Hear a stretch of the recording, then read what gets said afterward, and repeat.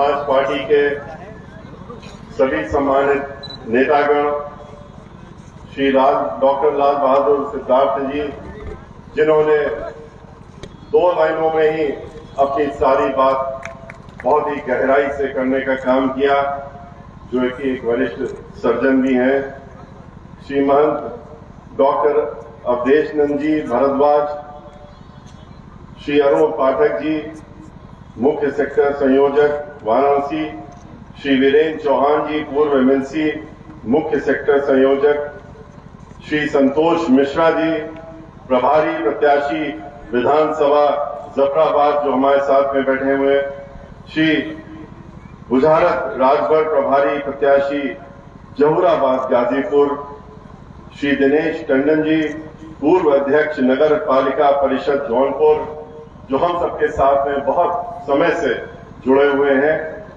श्री इंद्रदेव यादव जी, शाहगंज पूर्व प्रमुख, श्री राकेश मिश्रा जी एडवोकेट, श्री सर्वेश तिवारी जिला संयोजक जौनपुर, श्री मनोज शुक्ला संयोजक गैराकत विधानसभा, श्री राजेश चतुर्वेदी संयोजक सैदपुर, श्री रुद्रमणि शुक्ला संयोजक मछली शहर, हमारे साथ राज्यसभा में रहे पूर्व सांसद श्री सालिम अंसारी जी, तथा हमारे साथ में पूरे प्रदेश में हर जिले में और अब हर मंडल में जो घूम रहे हैं और अपनी बात उन्होंने वे भी रखी, उत्तर प्रदेश के पूर्व कैबिनेट मंत्री श्री नकुल दुबे जी, हम लोगों के साथ में चलकर आए हुए ऑयल ओएनजीसी के बहुत ही वरिष्ठतम पद से रिटायर हुए डॉक्टर अनिल अग्निहोत्री जी, श्री कपिल मिश्रा एवं केशव अग्निहोत्री जी, तथा यहां पर आए हुए सभी सम्मानित बहुजन समाज पार्टी के कार्यकर्ता, माताएं, बहनें तथा मीडिया बंधुओं, भाइयों, आपके बीच में अभी हमारे साथियों ने अपनी बात रखी और मुझे पूरी उम्मीद है कि हम लोग जिस पूरे उत्तर प्रदेश में पिछले लगभग 23 जुलाई से हम लोगों ने शुरू किया था अपना दौरा, 75 जिलों में जाने के बाद 7 सितंबर को लखनऊ में हमारी पार्टी की राष्ट्रीय अध्यक्ष और हम सबकी नेता, उत्तर प्रदेश की 4 बार मुख्यमंत्री रही बहन मायावती जी ने फिर संबोधन किया था, जो हमारी आखिरी सभा थी, उसमें मुख्य अतिथि के रूप में, और उसमें हजारों की संख्या में ब्राह्मण समाज के लोग इकट्ठा हुए थे और प्रमुख समाज के लोग भी इकट्ठा हुए थे, और वहां पर बहन मायावती जी ने अपनी बात रखने का काम किया। और मैं दावे के साथ कह सकता हूं कि उत्तर प्रदेश में 75 जिलों में जिसमें हम गए थे, प्रबुद्ध सम्मेलन कर रहे थे, और जहां हजारों की संख्या में ब्राह्मण समाज के लोग इकट्ठा हुए थे, उन्होंने जिस तरह से हमारा उत्साह बढ़ाने का काम किया, जिस तरह से बहुजन समाज पार्टी के साथ मिलकर के और भाईचारा बनाने का वादा किया, दलित समाज के साथ में, अल्पसंख्यक समाज के साथ में और पिछड़ा वर्ग के समाज के साथ में, जो बहुजन समाज पार्टी के साथ में जुड़े हुए हैं, उनके साथ भाईचारा बनाने का वादा किया, और अपनी बार विधानसभा में 2007 की तरह पूर्ण बहुमत सरकार बनाने के लिए अपना उन्होंने पूरा समर्थन देने के लिए बहन मायावती जी के सामने ये वादा करने का काम किया। और मुझे विश्वास है उन पर कि जिस तरीके से पूरे उत्तर प्रदेश में भारतीय जनता पार्टी के दौरान में ब्राह्मण समाज के ऊपर जिस तरीके से दलित समाज के ऊपर अत्याचार हुए पूरे प्रदेश में, उसी प्रकार से ब्राह्मण समाज के ऊपर भी पूरे प्रदेश में पिछले 5 वर्षों में होने का काम हुआ। समाजवादी पार्टी की सरकार में तो सभी ब्राह्मण समाज के लोगों को मालूम ही रहता था कि ये तो हमें अपना दुश्मन मानते ही हैं और हमें प्रताड़ित करने का काम करेंगे, इसलिए वो चौकन्ने थे और तैयार रहते थे। लेकिन भारतीय जनता पार्टी तो कह रही थी कि हम आपका सम्मान करेंगे, हम आपको मान सम्मान देंगे, आपका स्वाभिमान रखने का काम करेंगे। लेकिन क्या किया उन्होंने? स्वाभिमान और मान सम्मान बढ़ाने के लिए उन्होंने क्या किया? 100 से ज्यादा ब्राह्मण समाज के जो मजबूत लोग थे और 100 से ज्यादा ब्राह्मण समाज के लोगों का इनकाउंटर करके मौत के घाट पर उतारने का काम किया। 500 से ज्यादा ब्राह्मण समाज के लोगों की उत्तर प्रदेश में हत्या हो गई उनकी, और एक भी मामले में कोई पकड़ा नहीं गया, चाहे वो पुलिस अधिकारियों के हाथों से मरवाए गए हों ब्राह्मण समाज के लोग, जैसे कि महोबा में हुआ, और चाहे अन्य जगह पर हुआ हो, लेकिन उन्होंने एक भी गिरफ्तारी, एक भी किसी को नहीं किया। ठीक उसी प्रकार से जिस तरीके से दलित समाज के ऊपर इन्होंने प्रहार करने का काम किया, पूरे प्रदेश में देखा आपने चुनाव के दौरान में किस तरीके से पंचायत के चुनाव हो रहे थे। एक महिला क्या, उन्होंने तो चीरहरण करने का भी काम अपने सामने खड़े होकर के करवाने का काम किया था, और देखते रहे उनके अधिकारी और पुलिस वाले, और वो होता रहा। किस तरह की महिलाओं के साथ में इनकी जो सोच है वो भी उजागर होती है। किस तरह से दलित समाज की एक बेटी के साथ में हाथरस में उसके साथ में पहले बलात्कार होता है, बलात्कार होने के बाद में जब उसकी मृत्यु हो जाती है तो उसकी मृत्यु हो जाने के बाद में उसका मृत शरीर भी उनके घर वालों को इन्होंने देने से मना कर दिया। और क्यों मना कर दिया? और कहा अपने पुलिस वालों से, इस प्रदेश के मुखिया मुख्यमंत्री जी खुद बैठ करके लखनऊ में पूरा दृश्य देख रहे थे, जिला अधिकारी को सीधे संवाद कर रहे थे और सीधे निर्देश दे रहे थे और कह रहे थे कि देखो किसी भी प्रकार से इनको बिलखने दो, रोने दो घर वालों को, लेकिन इनको ताले में बंद कर दो और इनको मृत शरीर मत देना, और उसको मत जलाने का काम तुम खुद करवाने का काम करो, क्योंकि जो लोग इसमें अपराधी हैं, जिनका नाम आया है, जिन लोगों ने ये दुष्कर्म किया है, वो लोग हमारे अपने, हम जिनके ऊपर हम अपना हाथ रखते हैं, ये वो लोग हैं, और इसलिए इनकी पकड़ा धकड़ी ना हो जाए, इसलिए तुम इनका शरीक बनते हैं। और देखा आप लोगों ने किस तरह से रात के 2:30 बजे एक पुलिस वाले से मिट्टी का तेल डलवा करके और झाड़ियों में उसको जलाने का काम किया गया, सभी ने देखा। और ठीक इसी प्रकार से अभी 1 महीने पहले भी लोगों ने देखा, उसी हाथरस में, उसी अलीगढ़ मंडल में जब हम गए थे वहां, तो उसके कुछ दिन पहले का किस्सा था। रेणु शर्मा नाम की एक ब्राह्मण समाज की महिला, जो कि अपना पूर्व ब्लॉक प्रमुख भी रही हुई, उससे भारतीय जनता पार्टी के लोग नाराज हो गए। तुरंत निर्देश मिल गया लखनऊ से, ठीक है इस महिला को ठिकाने लगाना जरूरी है, उसके ऊपर फर्जी मुकदमे लगा करके और उसको जेल में बंद कर दिया गया। और जेल में बंद ही नहीं किया गया, जब कोई उसके ऊपर जुर्म नहीं था तो उसकी बेल हो गई। बेल ना हो इसकी पूरी कोशिश की गई, लेकिन जब बेल हो गई तो उसके बाद 15 दिन निकल गए बेल होने के बाद, लेकिन उसको जेल से बाहर नहीं निकलने दिया। कब निकलने दिया? 15 दिन के बाद, जब उसकी जेल के अंदर उस महिला की मृत्यु हो गई, तब उसके बाद निकलने दिया। क्या दोष था उसका? राजनीति में थी क्या ये दोष था? या लोगों के लिए काम करती थी ये दोष था? या ब्राह्मण समाज की थी इसलिए उसको मरवाने का काम किया? क्योंकि ब्राह्मणों के घोर विरोधी इस समय जो है ये सरकार, और सरकार में बैठे मुखिया ब्राह्मणों को नहीं देख सकते, ये निश्चित। और इसीलिए हर तरह का निर्देश होता है कि इनको छोड़ना नहीं। किस तरह से खुशी दुबे, 16.5 साल की लड़की, एक दिन पहले उसकी शादी हुई थी, 24 घंटे भी नहीं हुए थे, उसके हाथों की मेहंदी भी नहीं सूखी थी, और उसके जो पति था उसका तो इनकाउंटर कर ही दिया और उसको जेल में उठा ले गए, और अभी तक जेल में रखा हुआ 1.5 साल हो गए।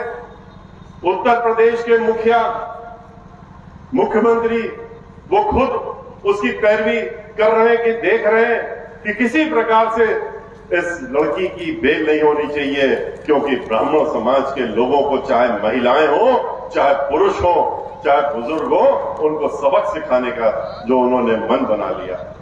और आज उसके साथ साथ में 1.5 वर्षों से जेल में है। उसी परिवार में, उसके घर में जो लोग काम कर रही थी, 2 महिलाएं, जिसके कि एक 6 साल का बच्चा, एक लड़की थी, और 3 साल का लड़का उन बच्चों के साथ में उन महिलाओं को जेल में बंद कर रखा है। ये भारतीय जनता पार्टी की सरकार है। ये वो सरकार जिसने महिलाओं से क्या कहा था, जब इनको वोट चाहिए था तब ये नहीं बताया था कि कौन मुख्यमंत्री बनने जा रहा है। कहा था हमको वोट दे दो, हम तो सब समाज को लेके चलेंगे। हमारा नारा चुराया था, बहुजन समाज पार्टी का नारा सर्वजन हिताय सर्वजन सुखाय, उसको चुराने का काम किया था। और चोरी करने के बाद में लोगों को कहा हम तो सबको साथ लेके चलेंगे, सबका साथ सबका विकास। बहुजन समाज पार्टी का नारा चुराने के बाद में सबसे वोट मांगने का काम किया। महिलाओं से कहा कि तुम लोग समाजवादी पार्टी की सरकार में बहुत दुखी हो, हमारा साथ में आ जाओ। समाजवादी पार्टी की सरकार तो जब आती है, ये सभी को मालूम है कि समाजवादी पार्टी की सरकार आते ही क्या होता है। उत्तर प्रदेश में जैसे ही वो मुख्यमंत्री का पद संभालते हैं समाजवादी पार्टी वाले, तो उसके तुरंत बाद पूरे प्रदेश में दहशतगर्दी, गुंडागर्दी, माफियागर्दी, डकैती, फिरौती, बलात्कार, दंगे, फसाद, इसकी छड़ी लग जाती है। तो इन सब चीजों से आजिश होकर के महिलाओं के साथ में जिस तरह दुराचार हो रहा था, तो उन्होंने सोचा कि ये तो सुरक्षा की बात कर रहे हैं, चलो इनको हम वोट दे देते हैं। और फिर क्या नतीजा निकला, आज जो हमने आपको बताया वो तो बताया ही बताया है, लेकिन इनकी खुद की जो सरकारी रिपोर्ट, केंद्रीय रिपोर्ट है एनसीआरबी की, वो क्या कहती है कि उत्तर प्रदेश में, पूरे देश में अगर देखा जाए, तो पूरे विश्व में देखा जाए, तो उत्तर प्रदेश में सबसे ज्यादा उत्पीड़न महिलाओं के साथ उत्तर प्रदेश में हो रहा है। हर 2 घंटे में एक महिला के साथ में बलात्कार और दुराचार हो रहा है। ये उत्तर प्रदेश की सुरक्षा महिलाओं को हमारे मुख्यमंत्री जी ने और भारतीय जनता पार्टी ने देने का काम किया है। जो वादा इन्होंने किया था, वोट तो ले लिया, लेकिन ये देने का काम किया है। भारतीय जनता पार्टी धोखा देने के अलावा और कुछ नहीं करती। अभी फिर आपके बीच में घूम रहे हैं, फिर आपके मोहल्ले में नजर आएंगे। मोहल्ले में नहीं आएंगे, जो बाहर की सड़क है, मेन रोड, उसी में नजर आएंगे। उसमें कोई ना कोई यात्रा निकालेंगे। पिछले 5 महीने से जब से हम निकले थे 23 जुलाई को और अयोध्या जाके कार्यक्रम शुरू किया था, और वहां पर जाकर इनका जो असली चेहरा है उसका खुलासा करने का काम किया था। जो ये नकाब ओढ़ करके धर्म के नाम पे पूरे प्रदेश में घूम रहे थे, अपने को बड़े भारी धर्मात्मा बताते थे, इनका असली चेहरा दिखाने का काम किया था कि अयोध्या में करा क्या था, इन्होंने क्या किया अयोध्या में, सिवाय धन कमाने के अलावा अयोध्या में धर्म के नाम पे कुछ नहीं किया। पूरे प्रदेश में धर्म के नाम पे कुछ नहीं किया, सिर्फ अधर्म के अलावा कुछ नहीं किया। और ये लोग जो हैं, इन्होंने धर्म के नाम पे वोट तो ले लिया, लोगों से वादे किए, झूठे वादे करने की इनकी एक बहुत ही महारत है। हम तो कहते ही हैं हर जगह कि अगर कोई कंपटीशन हो जाए, पूरे विश्व का कंपटीशन हो जाए, अगर कि देखा जाए कौन सबसे ज्यादा झूठ बोल सकता है, तो भारतीय जनता पार्टी वालों को पहला इनाम मिलेगा। हर जगह पहला इनाम मिलेगा।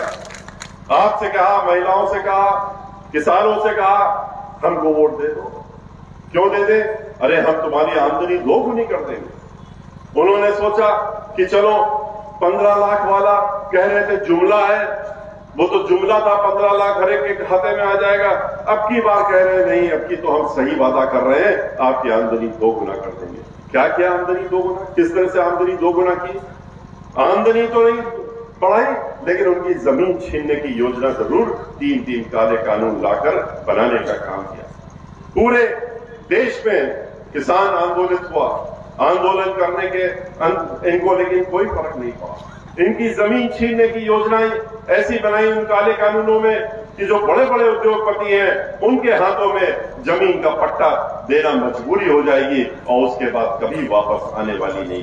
किसान समझ गया, उसने जब आंदोलन किया तो उसके आंदोलन को कुचलने की भरपूर कोशिश की गई। उसके ऊपर लाठियां चलाई गई, उसके सर फोड़े गए, सर से खून निकला। मुख्यमंत्री जी जो पड़ोस के थे भारतीय जनता पार्टी के, हरियाणा के, बोले इतनी लाठियां मारो, इतनी लाठियां मारो जब तक सर लाल ना हो जाए। और यहाँ के जो मंत्री लोग थे उन्होंने ताली बजाई, कहा बहुत अच्छी बात कही। और उसमें 2 किसान तो उसी दिन मृत्यु हो गई उनकी, जो लाठियां चली थी। 700 से ज्यादा किसानों की मृत्यु हो गई। 700 से ज्यादा किसानों ने अपनी शहादत दी इस आंदोलन में, लेकिन इनके ऊपर कोई असर नहीं हुआ। इन्होंने तो कहा कि नहीं, दबाने का काम तो हम करेंगे। और किस तरह से दबाएंगे? उन्होंने गाड़ी चला करके 4 किसानों के ऊपर उन्होंने गाड़ी रौंदने का काम किया और उनकी मृत्यु हो गई। उनको मारने का काम किया गया, एक सोची समझी साजिश के तहत मारने का काम किया गया। और जब ये खुलासा हो गया कि मार दिया, आपने दबा के सोच के मारा, तो मीडिया वालों ने जब सवाल पूछ लिया तो उनका कॉलर पकड़ लिया उनका भी कॉलर पकड़ लिया। और कॉलर पकड़ने के साथ साथ में उन्होंने उसके बाद उनको चोर उचक्का जो कह सकते थे कहने का काम मंत्री जी ने किया। मंत्री जी ये बात कर रहे थे, लेकिन सरकार कहती है, केंद्र की सरकार कहती है कि नहीं, ये तो हमारे बहुत अच्छे मंत्री हैं, ये हमारे अपने आदमी हैं, क्योंकि किसानों को सबक सिखाने जा रहे थे। अंततः इन्होंने अपने तीनों काले कानून वापस लिए। कब लिए? जब इनको ये लग गया कि चुनाव आ गया और चुनाव के दौरान में ये अपने घरों में भी नहीं घुस पा रहे हैं। इसीलिए आपने देखा कि आपके घरों के पास नहीं आते हैं। जो यात्रा भी निकालते हैं, चाहे विश्वास यात्रा हो, अविश्वास पैदा करने के बाद अब कहते हैं विश्वास यात्रा पैदा लेके चल रहे हैं। और उसके बाद सड़कों में जाएंगे, मेन रोड में जाएंगे, अंदर नहीं आते, क्योंकि इनको बताया गया कानून वापस लेने के पहले कि आज भारतीय जनता पार्टी के जो एमएलए हैं, जो उनके नेता हैं, वो अपने घरों में नहीं घुस पा रहे हैं। उनको घरों में नहीं घुसने दिया जा रहा है और वो पीछे के दरवाजे से अपने घर में आते थे। तो इसलिए ये कानून वापस लिए गए सिर्फ चुनाव के लिए, और चुनाव के बाद ये फिर अपना असली चेहरा दिखाएंगे। इस बात का खुलासा तो इनके एक राज्यपाल जी ने भी कर दिया था और इनके और साथियों ने भी कर दिया था। तो इनसे सतर्क रहने की जरूरत है।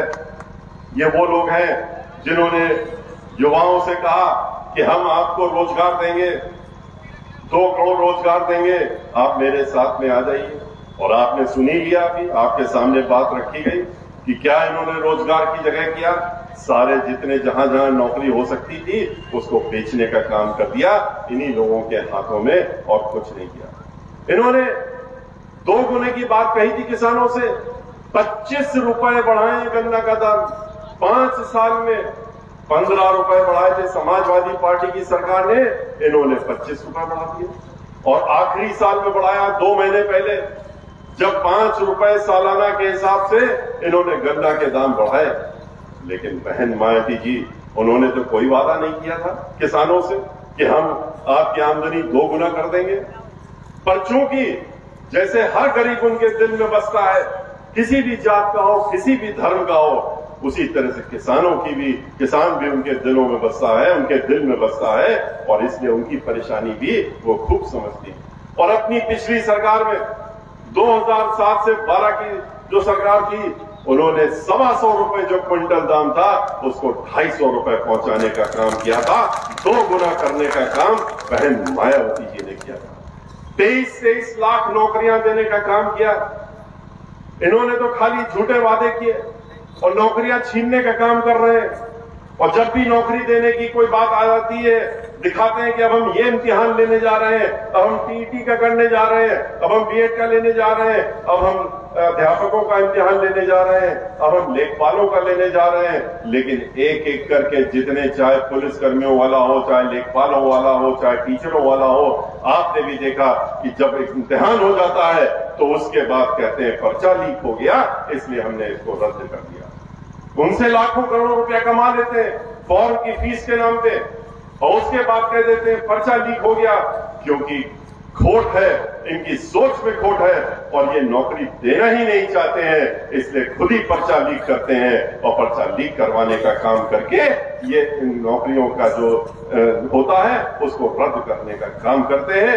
ये वो सरकार चल रही है। इसको आपने देखा कि किस तरीके से जो अल्पसंख्यक समाज के लोग हैं उनको दबाने का काम, उनको डराने का काम, उनको धमकाने का काम पूरे उत्तर प्रदेश में करने का काम करते हैं। लेकिन किसके साथ, किसके इशारे पे करते हैं, ये जरूर समझने की जरूरत है। खास तौर से हमारे जो अल्पसंख्यक समाज के साथी हैं, उनको भी समझने की जरूरत है। हालांकि वो लोग सब चीजें जान चुके हैं और जान भी रहे हैं कि ये समाजवादी पार्टी और भारतीय जनता पार्टी ये मिलजुल करके ये योजना बनाते हैं और ये कहते हैं कि ऐसे काम करेंगे हम, तुम ऐसी बात करो, फिर हम जवाब में ऐसी बात करेंगे और हम दहशत फैलाने का काम दोनों मिल करके करेंगे। वरना ये बताइए कि बहुजन समाज पार्टी की सरकार जब थी 5 साल की, एक भी दंगा क्यों नहीं हुआ? जबकि समाजवादी पार्टी की सरकार थी तो 134 दंगे बनाने का रिकॉर्ड समाजवादी पार्टी की सरकार ने बनाया। ये 134 दंगे कैसे हो गए? दंगा होता नहीं है, दंगा कराया जाता है और ये दंगे तभी होते हैं जब भारतीय जनता पार्टी और समाजवादी पार्टी जो एक दूसरे से मिले हुए हैं, खुल करके मिले। अब तक तो खुल के मिल गए, पहले अंदर अंदर मिलते थे, लेकिन अब तो खुलेआम मिलने लगे। आपने देखा होगा हमारे अल्पसंख्यक समाज के भाइयों ने हमको भेजा कि देखिए असलियत इनकी। हमने कहा हम तो बहुत पहले से इनकी असलियत जानते थे। कल की तस्वीर, परसों की तस्वीर भेजी उन्होंने, जहां पर श्री मुलायम सिंह यादव जी और वो और आरएसएस के मुखिया भागवत जी, ये दोनों मिलकर के बैठ के गलबैया कर रहे थे और दिल्ली में, और भारतीय जनता पार्टी के जो जितने भी मंत्रीगण हैं वो उनके सामने हाथ जोड़ करके नतमस्तक थे। एक तरफ ड्रामेबाजी करते हैं कि हम उनके यहां रेड कर रहे हैं, जबकि वो प्रायोजित होती है, उनको बता करके होती है, तभी तो 16,000 रुपए मिलते हैं और कहा जाता है कि हमको बताओ, हमको चढ़ाना है तुमको, जब हम चढ़ेंगे तुम चढ़ोगे, हम लोग इस तरह का कुछ ड्रामेबाजी करेंगे तो लोगों को लगेगा कि नहीं हमारी लड़ाई चल रही है। और कैसी लड़ाई? ये एक दूसरे के साथी अभी से नहीं है, ये 2003 से है। 2003 में श्री मुलायम सिंह यादव जी जब मुख्यमंत्री बने तो उसके पहले बहुजन समाज पार्टी की सरकार चल रही थी। हमारे 37 एमएलए, बहुजन समाज पार्टी के 37 एमएलए भारतीय जनता पार्टी के तत्कालीन अध्यक्ष विधानसभा के जो थे, उन्होंने एक गैर कानूनी आदेश पारित करके और उनकी सरकार बनवाने के लिए उन्होंने 37 एमएलए उनसे मिलाने का काम किया, विलय कराने का काम किया। उसको हम लोगों ने, उनके आदेश को उच्च न्यायालय में जाकर के चैलेंज किया, वहां से हम जीते। उसके बाद वो मांग गया, वो सर्वोच्च न्यायालय में गया। 37 वकील खड़े किए इन्होंने, सबसे वरिष्ठतम वकील जो हो सकते थे पूरे देश के, जिनके भी आपने नाम सुने होंगे, वो सब के सब उसमें खड़े करे गए समाजवादी पार्टी की तरफ से। उसमें भारतीय जनता पार्टी वाले सारे वकील वो भी खड़े हुए थे, वरिष्ठतम वकील खड़े हुए थे उस आदेश को बचाने के लिए, क्योंकि ये लोग आपस में मिले हुए थे और आदेश ही भारतीय जनता पार्टी की तरफ से जारी हुआ था, जिसमें कांग्रेस पार्टी ने उनको समर्थन देने का काम किया था। लेकिन सर्वोच्च न्यायालय में पूर्ण पीठ बैठी, 5 जजेस की संवैधानिक पीठ बैठी उसको सुनने के लिए, और उसके बाद इनके 37 वकीलों को सुनने के बाद बहुजन समाज पार्टी की तरफ से बहन मायावती जी ने अकेले हमारे ऊपर ये विश्वास करते हुए हमको उनके विरोध में खड़ा किया और उच्च न्यायालय में भी हम जीते और उच्चतम न्यायालय में भी निर्णय हमारे पक्ष में हुआ, बहुजन समाज पार्टी के पक्ष में हुआ। और ये खुलासा हो गया उस निर्णय से कि ये भारतीय जनता पार्टी ने समाजवादी पार्टी की सरकार बनवाने का काम किया था। तो ये दोनों इसके बाद भी अनेकों बार आप देख चुके हैं, तस्वीरें भी देख चुके हैं, इनकी बातें भी सुन चुके हैं। पार्लियामेंट के अंदर श्री मुलायम सिंह यादव जी ने समाजवादी पार्टी के तत्कालीन मुख्यमंत्री और मुखिया श्री मुलायम सिंह यादव जी जब दोनों लोग थे तो आपने सुना होगा उनका भाषण, उन्होंने आशीर्वाद दिया, कहा मैं आशीर्वाद देता हूं श्री नरेंद्र मोदी जी को कि आप प्रधानमंत्री बनिए इस देश का, और ये उन्होंने आशीर्वाद देने का काम खुलेआम पार्लियामेंट के अंदर किया था। और उसके बाद दोनों जो गले मिल करके उन्होंने तस्वीरें खिंचवाई थी। तो ये दिखाता है कि कौन किसके साथ में जुड़ा हुआ है। कहते हैं कि बहुजन समाज पार्टी तो इन दोनों ही पार्टियों को, अगर ऐसा ही होता बहुजन समाज पार्टी ने अपनी गद्दी नहीं छोड़ी होती, 2003 में बहन मायावती जी ने गद्दी को नहीं छोड़ा होता और वो मुख्यमंत्री बनी रहती हैं, लेकिन वो इनके किसी भी दबाव में कभी नहीं आई, न कभी आगे आएंगी भारतीय जनता पार्टी वालों के, इसलिए उन्होंने मुख्यमंत्री का पद छोड़ना स्वीकार किया पर इनका दबाव लेने का स्वीकार नहीं किया। और ये दोनों न ए टीम है न बी टीम है एक दूसरे के, ये दोनों एक ही है, ए टीम बी टीम नहीं है और दोनों एक ही है। और इसीलिए हम कहते हैं कि एक सिक्का ले लीजिए, उसमें दो तरफ दो तस्वीरें होती हैं, तो ये एक ही सिक्के के दो पहलू हैं, एक तरफ भारतीय जनता पार्टी और दूसरी तरफ समाजवादी पार्टी। और ये इस प्रदेश के और इस देश के लोगों को समझने की जरूरत है और इनको पहचानने की जरूरत है। और खास तौर से हमारे अल्पसंख्यक समाज के जो भाई बहन हैं उनको भी समझने की जरूरत है कि इनका असली चेहरा समाजवादी पार्टी का क्या। तो भाइयों, भारतीय जनता पार्टी ये वो पार्टी है जिसने किसी को भी नहीं बख्शा। अध्यापकों से कहा कि तुम हमको वोट दे दो तो हम तुम्हें मानदेय देंगे, और मानदेय के नाम पे इन्होंने क्या किया, इन्होंने जो वित्त विहीन शिक्षक थे मानदेय देने की जगह उनके ऊपर लाठियां चलाई। जब उन्होंने आंदोलन अभी 6 महीने पहले किया विधानसभा के सामने कि अब तो पूरा समय गुजर गया, कब दोगे मानदेय, समाजवादी पार्टी ने ठगा था, अब तुम भी ठग लिए, कब दोगे। तो इन्होंने क्या किया, इन्होंने उनके ऊपर लाठियां चलाने का काम, उनका सर फोड़ने का काम किया।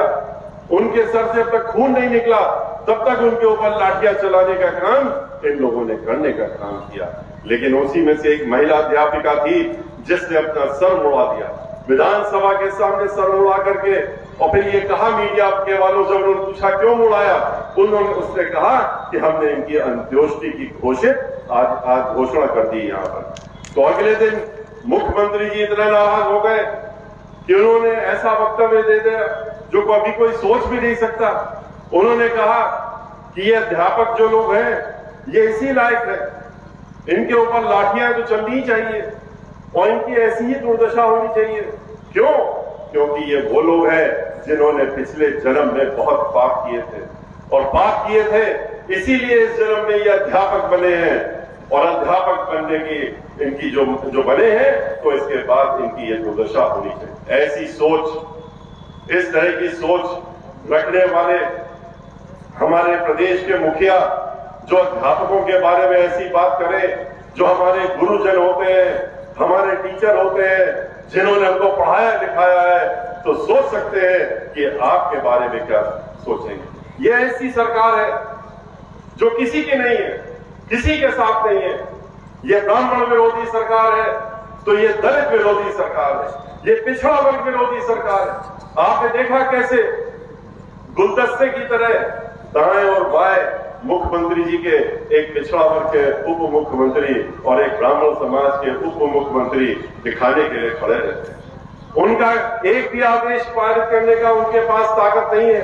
अगर वो एक भी आदेश देना चाहें और किसी का काम करने की बात कहें तो उनसे सवाल जवाब हो जाता है, उनसे ही पूछताछ हो जाती है कि क्यों इस मसले को लेकर के आए हो, किस हैसियत से इसको बात करो, तुम्हें तो खाली गुलदस्ते के रूप में रखा गया है। और इस तरह से अपमान अगर हो रहा है तो आपने देखा कि ये खाली एक व्यक्ति का नहीं होता, ये पूरे समाज को दिखाने का काम करते हैं कि हम इस समाज को कैसे देखें। इसीलिए सरकार जो है ऐसी सरकार है जो दलित विरोधी सरकार है, ब्राह्मण विरोधी सरकार है, पिछड़ा वर्ग विरोधी सरकार है, किसान विरोधी सरकार है, ये उद्योगपतियों के खिलाफ है, उनके ऊपर ऐसे ऐसे कानून लाती है कि आधे से ज्यादा उद्योग, छोटे उद्योग, बड़े उद्योगपतियों की बात नहीं कर रहे, वो तो इनके चहेते हैं, उनके हाथ में तो देश को बेचने का काम कर रहे हैं। अब तो बैंक को भी बेच रहे हैं, ओएनजीसी जितने ऑयल कंपनी है सब उनको बेच रहे हैं, रेलवे बेच रहे हैं, बिजली घर बेच रहे हैं, हर चीज उनके हाथ में बेचने का काम कर रहे हैं, एयरपोर्ट बेच रहे हैं। तो ये वो उद्योगपतियों को नहीं, लेकिन जो छोटे छोटे उद्योग चलाने का काम करते हैं उनके उद्योगों को बंद कराने का काम, पहले जीएसटी लगा करके, नोटबंदी लगा करके उनकी कमर तोड़ने का काम इन्होंने किया। इनके पास पैसा है, किस चीज का पैसा है, पैसा किस काम के लिए है, पैसा जो ये इनके पास इकट्ठा हुआ है, चाहे राम मंदिर के नाम पे इकट्ठा हुआ वो लाखों करोड़ रुपया, वो कहां जा रहा है, कहां इस्तेमाल हो रहा है? मंदिर तो नहीं बन रहा। 2 साल हो गए सर्वोच्च न्यायालय के निर्णय आए हुए, और अभी न्यू भी खोजना नहीं शुरू किया था इन्होंने जब हम अयोध्या गए थे। तो वो मंदिर तो बनना है, बनाने का इनका कोई उद्देश्य ही नहीं है। तो वो लाखों करोड़ रुपया जो इन्होंने घर घर जाके इकट्ठा किया, पहले किया, निर्णय के बाद किया, वो रुपया कहां ले जा रहे हैं? ये अपनी पार्टी के लिए इस्तेमाल कर रहे हैं, अपनी पार्टी चलाने के लिए, अपनी संस्थाओं को चलाने के लिए, उसके लिए ये इस्तेमाल करते हैं इस रुपए को। और जो सरकार का पैसा है वो किस चीज में दुरुपयोग कर रहे हैं? उसका दुरुपयोग खुलेआम करने का काम कर रहे हैं, अपना एडवर्टाइजमेंट करने का काम कर रहे हैं। जैसा कि आपके सामने अभी कपिल मिश्रा ने रखा, 36 करोड़ रुपया 36 करोड़ रुपया एक साल में अपने ऊपर खर्च करते हैं। 5 साल में तो 20,000 करोड़ रुपए खर्च कर दिए, खाली ये दिखाने के लिए कि हम बहुत ही उपयोगी मुख्यमंत्री हैं, हम बहुत ही बढ़िया मुख्यमंत्री। इसलिए अखबार के हर पन्ने में, टेलीविजन में, हर जगह खाली एडवर्टाइजमेंट के माध्यम से अपना उपयोग दिखाते हैं, काम करते हैं। जमीन में तो कहीं कुछ भी नहीं दिखता। पूरे प्रदेश में देख लीजिए, कोई भी कार्य विकास का हुआ हो कहीं पर भी, जो सड़कें बन चुकी हैं, वो जो सड़कें और जो पहले से बनी हुई है, उसी में रोज रोज फीता काटते रहते हैं। और कहां पर पत्थर लगाते रहते हैं, जो काम इनको अगर पत्थर ही लगाना था, पत्थर लगाने की जरूरत थी तो 5 साल पहले जब सरकार बनी थी तब लगाते। अब लगा रहे हैं जब सरकार जाने वाली है, चाहे जेवर एयरपोर्ट हो, चाहे गंगा एक्सप्रेस वे हो, ये सारी की सारी देन बहन मायावती जी को उनके पत्थर पहले से ही लगे हुए हैं, उनकी योजना के पत्थर लगे हुए हैं। लेकिन उसी में जाकर के एक और पत्थर लगा लो। पहले इसका विरोध किया, मुकदमे दायर किए, PIL दाखिल करी हाई कोर्टों में उसको रुकवाने के लिए, चाहे जेवर एयरपोर्ट हो, चाहे ये गंगा एक्सप्रेस हो, चाहे वो जब दिल्ली से और आगरा का एक्सप्रेस वे बना था उसको रुकवाने का काम किया था। लेकिन अब उन्हीं को आगे दिखाने के लिए चुनाव में कि हम तो देखिए बहुत विकास का काम कर रहे हैं। क्या विकास किया इन्होंने? विकास तो बहन मायावती जी ने किया प्रदेश में, जो सबने देखा। उन्होंने तो 29,000 साढ़े 29,000 जो अम्बेडकर ग्राम थे उनमें CC रोड लगाते हुए समग्र विकास उस गांव को करने का काम किया। 29,000 जूनियर हाई स्कूल बनाए उन्होंने, 5,000 से ज्यादा 29,000 प्राइमरी स्कूल बनाए, 5,000 से ज्यादा जूनियर हाई स्कूल बनाए, 1 दर्जन के लगभग उन्होंने यूनिवर्सिटी और मेडिकल कॉलेज बनाने का काम किया।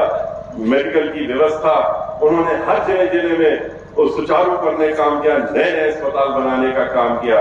और इनके पास तो सिर्फ अपने दिखाने के लिए उन्होंने, बहन मायावती जी ने 6,500 मेगावाट बिजली का उत्पादन उत्तर प्रदेश में होता था, उसको बढ़ा करके और 13,500 मेगावाट पहुंचाने का काम, अंधेरे से उजाले की तरफ ले जाने का काम बहन मायावती जी ने उत्तर प्रदेश को किया। हर तरफ विकास की गंगा बहाने का काम किया, नौकरियां दी, महिलाओं को सुरक्षा दी, महिलाओं कानून द्वारा कानून का राज चला के उत्तर प्रदेश में चलाने का काम किया।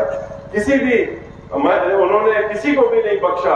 अब तक चाहे खुद का भी मेंबर ऑफ पार्लियामेंट, आपको अच्छी तरह से याद होगा, कानून अपने हाथ में लेने का काम किया था। 15 दिन पुरानी सरकार थी 2007 में, और उन्होंने गरीबों के कुछ झोपड़ियों पर बुलडोजर चला दिए थे कब्जा करने के लिए। बहन मायावती जी ने लखनऊ में अपने MP को बुलाया था, और वहीं मैं तो चश्मदीद गवाह था उस चीज का, वहीं पर उन्होंने हथकड़ी लगवा करके और जेल में भिजवाने का काम किया था, और पूरे 5 साल तक जेल में रखने का काम किया। बहन मायावती जी के जब राज्य था तो महिलाएं वो खुद जानती कितनी सुरक्षित थी। घर से अगर 12 बजे भी उनको निकलने की जरूरत पड़ती थी, चाहे हमारी बेटियां हो, महिलाएं हो, कोई भी हो, तो कोई डरता नहीं था, हिचकता नहीं था, और आंख बंद करके अपने काम के लिए निकल जाती थी, क्योंकि उनको मालूम था कि हमारी तरफ कोई गलत निगाह उठा के देखने की हिम्मत नहीं कर सकता। क्यों? क्योंकि उत्तर प्रदेश की मुखिया बहन मायावती जी हैं, और इसलिए वो सुरक्षित। आज पूरे प्रदेश में चाहे कोई भी हो, हर वर्ग हो, वो सब के सब कुछ छोड़ दीजिए, कुछ लोगों को छोड़ दीजिए।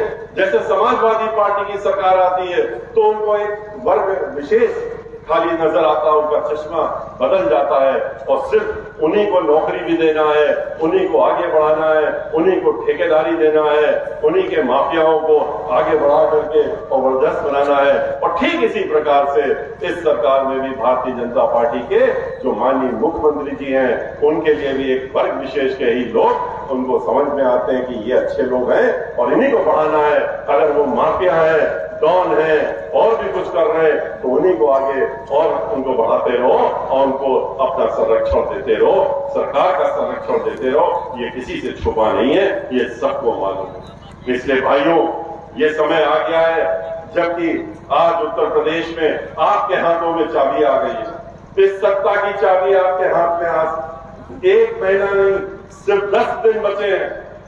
10 दिन बाद चुनाव की घोषणा हो जाएगी, तो 10 दिन का समय आपके पास है। इस 10 दिन को आपको अपने लिए इस्तेमाल करना है, अपने लिए, अपने परिवार के लिए, अपने आने वाली पुश्तों के लिए, उन सब के लिए इन 10 दिनों को आपको देने की जरूरत है और दिन रात 24 घंटे देने की जरूरत है। और वो कैसे दे सकते हैं? उसी प्रकार से जैसे कि हमारे साथियों ने बताया, श्री नकुल दुबे जी ने भी बताया कि आप इन सारी बातों को अपने साथ मत नहीं छोड़ दीजिएगा, अपने साथ ले जाइए और बहन मायावती जी को 5वीं बार उत्तर प्रदेश का मुख्यमंत्री बनाने के लिए इन बातों को घर घर जाकर के, मोहल्ले मोहल्ले में जाकर के, अपने साथियों के बीच में जाके, रिश्तेदारों के बीच में जाके, जो लोग आपसे नहीं पहले जुड़े हैं उनको भी जोड़ते हुए अपना कारनामा आगे बढ़ाने का काम करिए।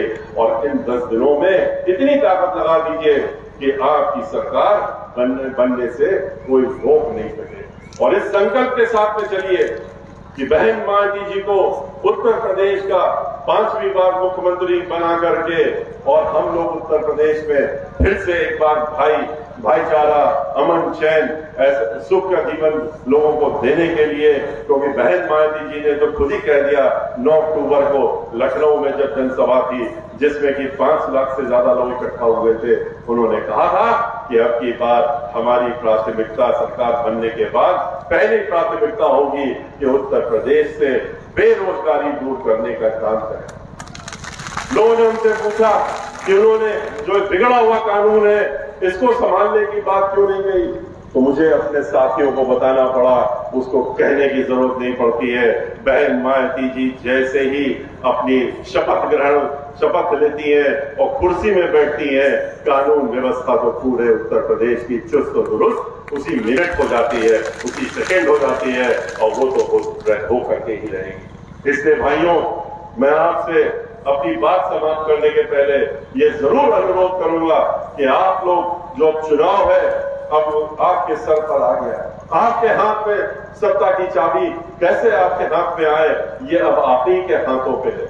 आपको ही अपना तय करना है, अपना भविष्य तय करना है। जितना आप मेहनत करेंगे, जिस तरीके से, क्योंकि आप तो हमारे बहुत ही खास मजबूत कार्यकर्ता हैं और आपको इसके बताना जरूरी है, क्योंकि आपको ये दूसरे लोगों को भी बतानी है ये बातें, और इसलिए आपको इतने विस्तार से बताने का काम किया गया है। लेकिन आपको अपना आने वाले समय में अपना भविष्य बदलने के लिए, इस देश का नहीं, इस प्रदेश का बदलेगा तो देश का भविष्य भी बदलेगा।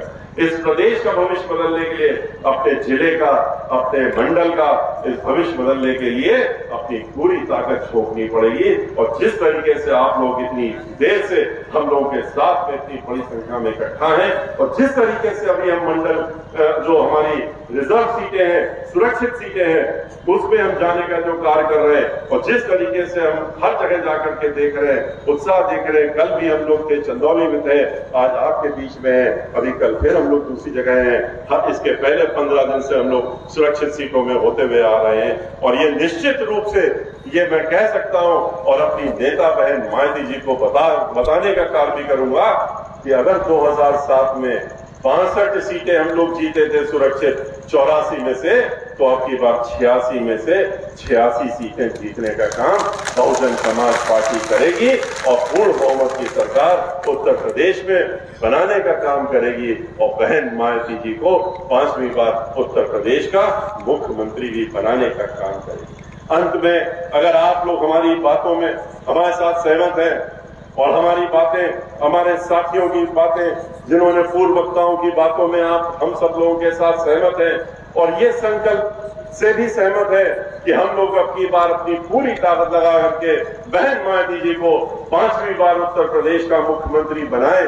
तो अगर आप हमारे साथ में हैं तो मैं चाहूंगा कि एक बार खड़े होकर के दोनों हाथ उठा करके और अपना इशारा कर दीजिए, तो हमें भी मालूम हो जाएगा कि हम लोग आपके साथ में हैं, आप हमारे साथ में हैं।